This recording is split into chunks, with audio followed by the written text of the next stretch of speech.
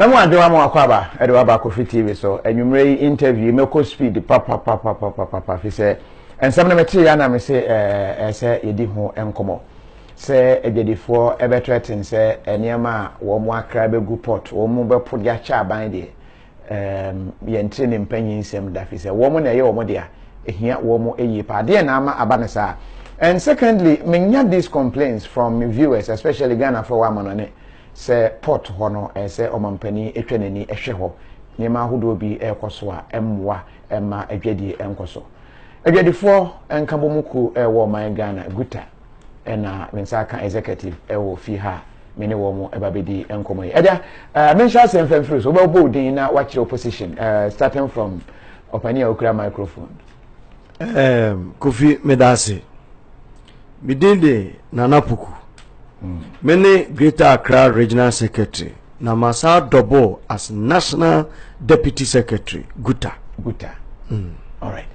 Fama openia odi hona fe ononso ma yenhu ni diviaja. Govi efreme David Kodwa Martin danka onso ni fahene. Oye ni fahene. Yes. Okay. Danka onso ni fahene me. Okre Chamber of Commerce on president. And I pledge danka onso ni fahene. Okay. Na mena me get Greater Accra chairman. And I call national so I'm the deputy PR. The whole Ghana. I guess I'm here no more say national executive. National executives.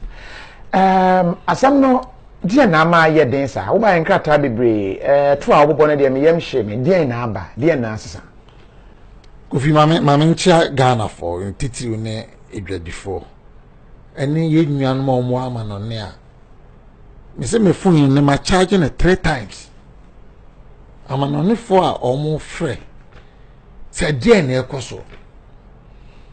In fact, yeni abre na ansa na mekasa no asem ba ko pe me mpese me emotional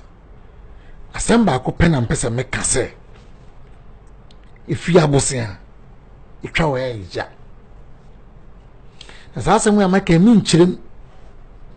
nchirim besepa eni konya haba sisa na obanya safo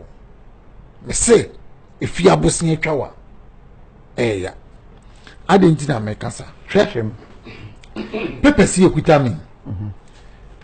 ene your executive meeting your one enya pause na ba ye from me ye first secretary e dey asem a mobile phones for ena efre nti ye wie na electric access so frɛ enti yen ye Ghana house enti ye wie na ne yesi yen kɔ electric gas opera ho ye wie na aba circle ye kɔ opera for no ho electric gas ho aban baba power na cable light cable ya de wiring ya uko yia ne calculate ni ewo coilsim kwa ba akoni abone bone de aye duty ama ena yesesa aben fofi anto ata ena omo se yefe bibi benchmark values omo de buy that took effect from 26th of July 2017 ama ade ane ye calculating in course no afedi yesi ebeye ni meters eti duty ana omo tua ebia 35,000 a recall 65 68 70 manko fusu ya no mo se nyehwe ega ye ka ba so diske free SHS enti no ye be fa ne sa fofi antota ye hu ne ba ya ene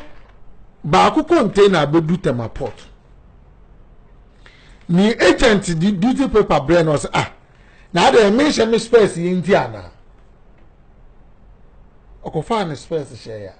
okotua duty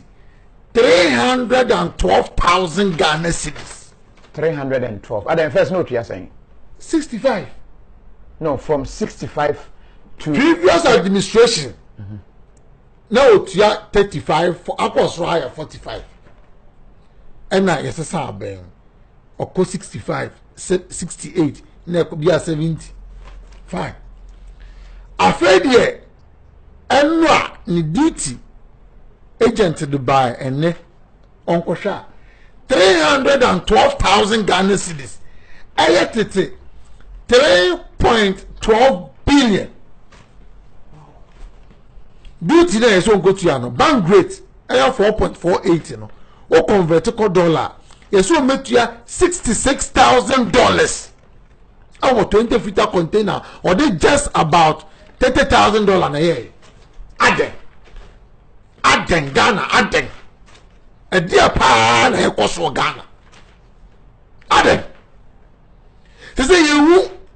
say a grade 4 no omo peso any arm robbers ye po say a grade 4 a grade ye no omo peso ye nya yo nya ekoso no yesre o man panyimfo so omo kan kire ye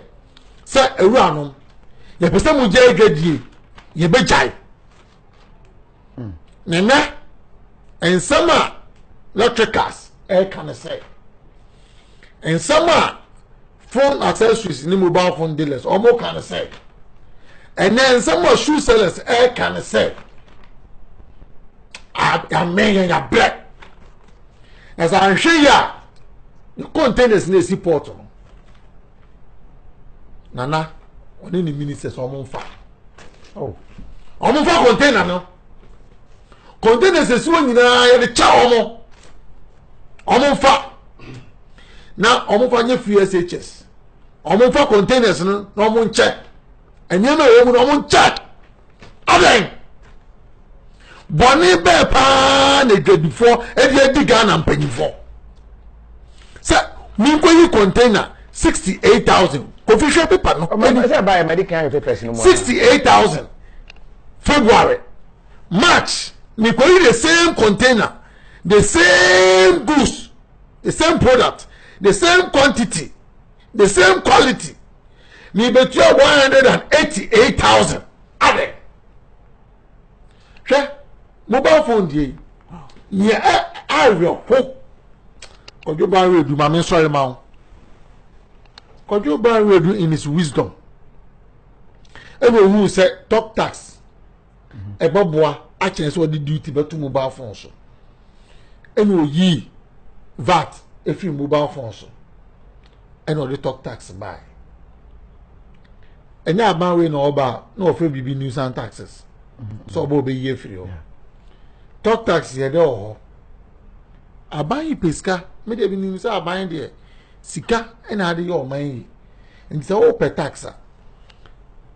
to the best of my knowledge yeah talk tax na mentesi atumuda enti ade na nka ye yem pagya sa tax ni mu kakra na wo de VAT ekoto mobile phone so sabe kofi migusa wa kokokora wuku na oma nzo no enti ye bu na Ghana mpanyimfo mu dwadifo anaso mu fi se ye nyobia na wo ye sa de we ya Bible so ye papa nko ni mu nti mo ntimi an first stakeholders an kan kire yen ntimi an first dwadifo an kan kire yen because mu nim nyamu yint na bone ban ena Ghana dwadifo de aye aban otisu ye busa na se bone ban Messi about so my just secretary so asam na no eden edu sa level no say ahwe akwa mbe pomo ne ma e wo port de acha aban if you abosu yan twa wa ya ene emu kwadwo ban redu a wa free mu nyina ye kan na nwumre Kofi Ejefo me chia mu nyina adwadi 42 ene mo amowa amano ne ankaja mo prepra mo ho saa na munya bibi kakra na nka mo de afa ne ma kakra na mo abeton ene mu nyina mo agyae efi se duty sem no ekumo ene aka mo kasa bo ahye mo yam efi se adwadifo ye kasa na extra ekobie bia anhwa na ye the party colors abasunson ye kom enso mitie me sha party bia atale me didi adwadie me fira adwadie me da adwadie me sore adwadie eno ana meye enye mo politics a mo yɛ no dane da nyina Kofi wasema obisa no edisa na me de beba ko so chairman de so se obi soa wo kohwe nko a ensoa wo enko ensoa no nkohwe owuo akanfo ene kansa asem no MPP aban adwadifo soa mu akohwe enkwa enya mumu soa yen akohwe owuo mu gu yanuma onyame fa wo nchamo munka da bia mu free a mu baye bia mu free a ne mo betra ho mo ahihye coat abotai munkai ebi sun platform ebu bigumu ebi tunto wa japade esun se ye betimi aye na mo ba ya mu twitwi yesi by force amemo jaba eduba mo ye no yen ka se nye akukọ odinanu bonsuo mu a opega na ni ahwe nyame wa mene ne kakra we die musi nsuo ni mu abadwadifuo ni na mu hwiegum ene nam ye winim adai sikanu a mu nyina mu sori anu mu akotra port ene obi a authority port na sikawo wadanifu a wo man mu no erifa ni enya ye sika firi a ye didi dwamu adwene wo pen adai enkosi da ban ana Ghana de ye betimi atrase da kropa e beka se oh afa de eye adai media ye kasa na mu fi se ye ya politics a muni munya mentem na mom ye de ye beka mu fi se mu awie efom nya mumra dom na mumna mere de yekoso na mema me na kansa asemwe o se ewodo ebeba mu ani be ba wu so no na seye wie so mu ni mu a wo gu agadie na mu gu agadie na mu koso ayiri agadifuo komu no mu fi sa yen sika no yen ye tuana Ghana for na edimu ba se mu meboa yen ame ehon tomu no wo mu ne edi be gu wo mo so enti mo so mo nyira mo na mo nye ani sai ya no ani sai na amere e wo man mu Kofi seriously look at me chairman ni asutun say chairman ni ase atete ni su e ma me san kan comment bi wa ha kra ohene ken wo say Kofi I bought a car from Germany last year. I nearly cried because of duty. Because see what na mintimi entria because duty are estimating, you know. Baby a hulia kwa kudu no. Was you also